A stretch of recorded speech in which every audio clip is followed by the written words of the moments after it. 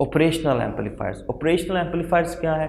ये जी हम simply integrated circuits को यूज़ करते हैं जिसमें मुख्तलिफ डिवाइसेस को इस तरह से अटैच किया जाता है कि हमारे पास जो है एक एम्पलीफायर बन जाता है जिसको हम ऑपरेशनल एम्पलीफायर कहेंगे।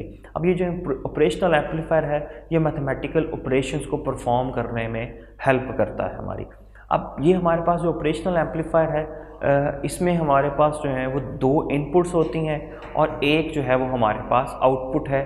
डिपेंड ये करता है कि आप इनपुट कहाँ पर अप्लाई कर रहे हैं। अगर आपकी इनपुट जो है वो नॉन इन्वर्टिंग टर्मिनल पे है जिसको हम पॉजिटिव टर्मिनल भी कहेंगे ऑपरेशनल एम्पलीफायर का, तो देन आपको आउटपुट एम्पलीफाई तो होके मिलेगी लेकिन वो इन्वर्ट नहीं होगी। लेकिन अगर आप अपनी इनपुट जो है आप वो अप्लाई करते हैं इन्वर्टिंग टर्मिनल पे तो हम क्या देखते हैं जो हमें आउटपुट मिलती है वो एम्पलीफाई तो है उसके साथ साथ जो है वो इन्वर्ट भी हो चुकी है, यानी कि पॉजिटिव साइकिल नेगेटिव के तौर पर है और नेगेटिव जो है वो पॉजिटिव के तौर पर आपको मिल रहा है। इसके अलावा हमारा जो ऑपरेशनल एम्पलीफायर है उसकी चंद खुसूसियात हैं जो बहुत ही ज़्यादा अहम है। जैसे कि जो हमारा जो ऑपरेशनल एम्पलीफायर है उसकी जो इनपुट्स हैं उनके दरमियान रेजिस्टेंस जो है वो हमेशा बहुत ही ज़्यादा होगी, यानी कि ऐसा पॉसिबल नहीं है कि आप एक इनपुट के ऊपर वोल्टेज अप्लाई करते हैं तो वो दूसरे इनपुट तक जो है उसका इफेक्ट जो है वो जा सके। रेजिस्टेंस बहुत ज़्यादा होगी, कोई करंट जो है वो इनपुट्स के दरमियान फ्लो नहीं करेगा, जबकि जो आउटपुट की रेजिस्टेंस है वो बहुत ही ज़्यादा कम होती है ताकि हमारा जो करंट जो आप इनपुट पे दे रहे हैं वो प्रॉपर तरह से आउटपुट पे मैसर आ सके। फिर जो ओपन लूप गेन है हमारे एम्पलीफायर का वो हमेशा बहुत ज़्यादा होता है। बहुत ज़्यादा होने का ये मतलब है कि जो आपकी हमेशा इनपुट्स के दरमियान जो पोटेंशियल डिफरेंस है V+ और V- जो है ये हमेशा एक दूसरे के बहुत ही ज़्यादा क्लोज लिए जाते हैं। इसी वजह से जो गेन फैक्टर है वो 10⁵ तक अवेलेबल होगा।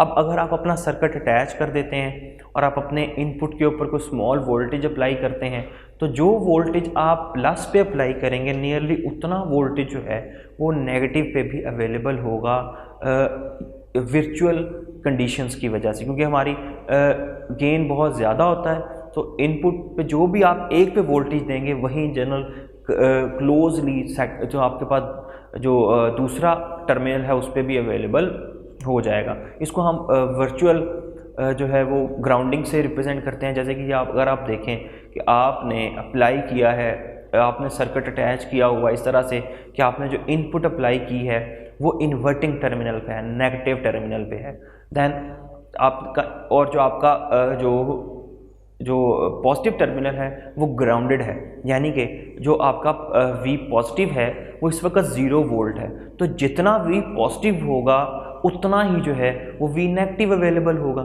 ये और यानी कि हम ये कहते हैं कि जो V नेगेटिव है वो वर्चुअली ग्राउंड है, डायरेक्टली तो वो इनपुट के साथ कनेक्टेड है, लेकिन क्योंकि V पॉजिटिव 0 है तो V नेगेटिव भी जो है वो नियरली 0 ही होगा, वो वर्चुअली ग्राउंड होगा।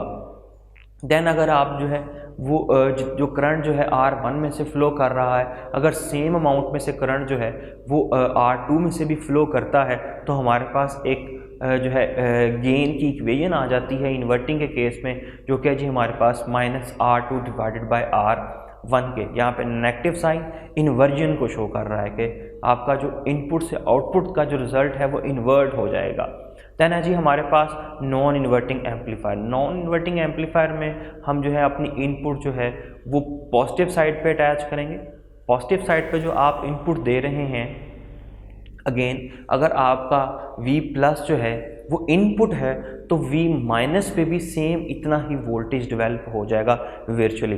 देन हम जो वोल्टेज गेन फैक्टर कैलकुलेट करेंगे वो हमारे पास होगा जी G = 1 + R2 divided by R1 के। अगर आप दोनों G की वैल्यूज़ को कंपेयर करें तो इन्वर्टिंग के लिए हमेशा जो G है उसकी वैल्यू स्मॉल होगी और नॉन इन्वर्टिंग के लिए हमेशा वैल्यू जो है वो ज़्यादा होगी। और फ़र्क कितना है, सिर्फ 1 का डिफरेंस आएगा कि जी अगर आपके पास इन्वर्टिंग के लिए जी की वैल्यू जो है वो 2 है, तो नॉन इन्वर्टिंग के लिए जी की वैल्यू जो है वो 3 होगी, 1 का डिफरेंस होगा हमेशा इनके दरमियान। अब अगर हम जो है वो ऑपरेशनल एम्पलीफायर को एज अ कंपैरेटर भी यूज़ करते हैं। कंपैरेटर का ये मतलब है कि ये जो हमारे पास ऑपरेशनल एम्पलीफायर है ये दो वोल्टेज सोर्स को कंपेयर कर सकता है और उसके अकॉर्डिंगली हमें आउटपुट देगा। जैसे कि जी अगर हमारे पास जो है हम अपने जो हमारा इन्वर्टिंग टर्मिनल है उसको एक पोटेंशियल डिवाइडर के साथ अटैच कर लेते हैं और पॉजिटिव टर्मिनल जो है हमारे पास ऑपरेशनल एम्पलीफायर का उसको हम एक कांस्टेंट वोल्टेज VR से अटैच कर लेते हैं। अब अगर आप अपने पोटेंशियल डिवाइडर के सर्किट पे जो है V को वेरी करें तो जब तक हमारा V- जो है वो V+ यानी कि कांस्टेंट VR से ज़्यादा रहेगा, हमारे पास आउटपुट पे जो है वो नेगेटिव VCC जो है वो मैसर रहेगी, जो कि हमें ये बता रही है कि V वोल्टेज ज़्यादा है और VR जो है वो कम है। लेकिन जैसे ही आप डायोड को वो जो हमारा जो पोटेंशियल डिवाइडर सर्किट है उसमें V को कम करते हैं और आपकी वो जो वैल्यू जो है वो VR से कम हो जाए तो हम क्या देखते हैं कि हमारा अब जो है आउटपुट पे प्लस VCC अपीयर होना शुरू हो जाएगा, जिसका मतलब है कि जी अब VR जो है वो बढ़ गया है और आपका जो V वोल्टेज जो है वो स्मॉल है। तो इस तरह से हम कंपेयर कर सकते हैं दो वोल्टेजेस को। फिर इसी कंपैरिजन को हम यूज़ करते हैं नाइट स्विच में। अब नाइट स्विच में हमारे पास जो है सर्किट की अरेंजमेंट आपको नज़र आ रही है। हमारे पास जो है R1 R2 दो रेजिस्टेंसेस ऐड की गई हैं। फिर इसके अलावा जो है एक LDR रेजिस्टेंस है जो कि लाइट डिपेंडेंट रेजिस्टेंस है, उसके साथ हमारे पास सीरीज़ में कनेक्टेड है जी R3। अब अगर आप वोल्टेज की बात करें जो कि R2 के क्रॉस है और वोल्टेज की बात करें जो कि इन जनरल R3 के क्रॉस है, तो जो R2 के क्रॉस जो वोल्टेज है वो इन जनरल हम कांस्टेंट वोल्टेज VR ले रहे हैं और जो वोल्टेज जो है हमारे पास R3 के अवेलेबल है वो इन जनरल हमारा वोल्टेज है जो कि इन्वर्टिंग टर्मिनल के क्रॉस आ रहा है। अब अगर आप इन्हें डिफ़ाइन करें तो हमारे पास R2 के क्रॉस जो वोल्टेज VR है उसको हम डिफ़ाइन करेंगे R2 divided by R1 plus R2 multiply by total voltage कितना है हमारे पास VCC। असल में ये जो रिलेशन हमने डेवलप किया है ये सीरीज़ में से करंट पास कर रहा है तो वोल्टेज डिवाइड होगा। अब एक रेजिस्टेंस के क्रॉस अगर आप वोल्टेज निकालना चाहते हैं तो जिसके क्रॉस आप वोल्टेज निकालना चाहते हैं उस रेजिस्टेंस की वैल्यू को आपने डिवाइड कर देना है टोटल रेजिस्टेंस पे। तो इसीलिए हमने अगर R2 के क्रॉस चाहिए था तो R2 divided by R1 plus R2 into total voltage. इसी तरह से अगर आपको R3 के क्रॉस वोल्टेज चाहिए तो हम R3 डिवाइड करेंगे टोटल रेजिस्टेंस जो कि सीरीज़ में है जी हमारे पास R3 और RL, तो टोटल रेजिस्टेंस हमारे पास हो जाएगी जी R3 प्लस RL। तो हमारे पास जो वोल्टेज आ जाएगा जिसको V' से रिप्रेजेंट किया गया है वो है जी R3 divided by RL plus R3 into total voltage VCC। इस तरह से हम जो है वो सीरीज़ केस के अंदर इंडिविजुअल रेजिस्टेंस के क्रॉस जो है वो वोल्टेज कैलकुलेट कर लेते हैं। अब जी ड्यूरिंग डे टाइम क्या होगा, क्योंकि दिन के दौरान जो है वो LDR जो है उसकी वैल्यू बहुत ही ज़्यादा स्मॉल होगी, यानी कि जो हमारी लाइट डिपेंडेंट रेजिस्टेंस है वो डे के टाइम उसकी रेजिस्टेंस बहुत कम होगी। तो अगर उसकी वैल्यू बहुत ज़्यादा कम होगी तो V' जो है उसकी वैल्यू ज़्यादा होगी और अगर V' की वैल्यू जो है वो VR से ज़्यादा है तो हमारे पास आउटपुट के ऊपर नेगेटिव पोटेंशियल अवेलेबल रहेगा, नेगेटिव VCC रहेगा। और जब तक नेगेटिव VCC रहेगा हमारा स्विच जो है वो एज ऑफ बिहेव करेगा और लाइट ग्लो नहीं करेगी। लेकिन जैसे ही जो है वो डार्कनेस जो है वो बढ़ती है, रात होती चली जाती है, तो हम क्या देखेंगे जो RL है वो बढ़ना शुरू करेगी, RL बढ़ना शुरू करेगी, V' कम होता चला जाएगा, V' कम होता चला जाएगा, VR बढ़ जाएगा, तो हमारे आउटपुट पे प्लस VCC जो है वो आएगा। और जैसे ही आउटपुट पे प्लस VCC आएगा हमारे पास जो है स्विच जो है वो ऑन हो जाएगा और जो लाइट जो है वो ग्लो करना शुरू कर देगी। फिर हमारे पास हम इलेक्ट्रॉनिक्स में डिजिटल इलेक्ट्रॉनिक्स भी पढ़ते हैं और एनालॉग सर्किट्स भी पढ़ते हैं। एनालॉग सर्किट्स जो हैं वो ऐसे सर्किट्स हैं जो कि कंटिन्यूसली जो हैं वो फ्लो में रहते हैं और आपको हर जो है इंस्टेंट के ऊपर जो है वो आउटपुट अवेलेबल है। जबकि जो हमारे जो डिजिटल सिस्टम्स हैं, जो डिजिटल सर्किट्स हैं, उनमें हमारे पास सिर्फ और सिर्फ दो डिस्क्रीट वैल्यूज़ होती हैं, जैसे कि ओपन और क्लोज। येस और नो, और ट्रू और फॉल्स, हाई और लो। इस तरह से हमेशा आपके पास दो जो हैं वो वेरिएबल्स होंगे और दो ही वैल्यूज़ होंगी, और इनको हम रिप्रेजेंट करते हैं बाइनरी डिजिट्स के साथ, 1 और 0s की फॉर्म में। और इन 1 और 0s को ऑपरेट करने के लिए, इनकी फंक्शनिंग को स्टडी करने के लिए हम बूलियन अलजेब्रा जो है उसे इस्तेमाल करते हैं। इसके अब हमारे पास जो है जनरल 3 बेसिक ऑपरेशंस हैं जो कि हम इस अलजेब्रा के अंदर यूज़ करते हैं। एक हमारे पास एंड ऑपरेशन है, एक हमारे पास और ऑपरेशन है, और एक है जी हमारे पास नोट ऑपरेशन। ये 3 बेसिक ऑपरेशंस हैं। एंड में हमारे पास जो है अगर आपकी 2 इनपुट्स हैं तो हमारे पास जो आउटपुट है वो उसी सूरत में 1 होगी अगर जो है आपकी दोनों इनपुट्स जो हैं वो 1 हो। अदरवाइज़ जो है आप क्या देखते हैं, हमारे पास हमेशा जो है अब आउटपुट पे 0 ही अवेलेबल रहेगा। A 0 है, B 0 है तो आउटपुट भी 0 होगी, A 0 है, B 1 है तो आउटपुट भी 0 ही होगी।